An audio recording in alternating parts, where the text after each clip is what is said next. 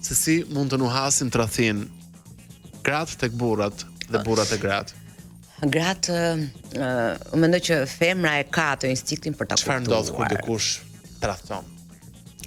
Është ftoja mes çiftit, është justifikimi i orëve të vona, justifikimi në darkë në krevat që jam i lodhur, më the thash, mbajtja vetes shumë në një moment të papritur, telefonin në duar gjatë gjithë kohës që e ka me password, që më përpara nuk e ka pasur.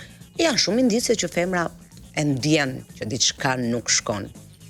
Ndërsa të njëjtën gjë edhe mashkulli e ka atë aftësinë për ta kuptuar, sidomos meshkuj që bashkëshortja e tyre nuk pranon të flejë me to, diçka nuk shkon, e kupton?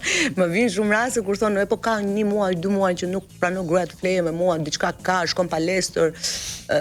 Janë ato dyshimet nga më të çuditshme që vinë mi tregojnë mua, në fakt, dhe nga njerë edhe ju them shiko se nuk më duan detajet, më mjafton më jep objektivin që do ndjek edhe kaq.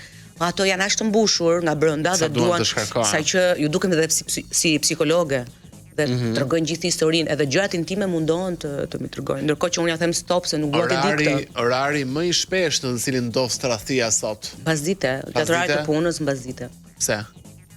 Po personat që punojnë gjatë orarit të punës mund të shkëputen dhe e kanë më të thjeshtë për justifikim. Nuk na lejo telefoni edhe nëse kam mbledhje me shefin, edhe ndërkohë shefi te krevati.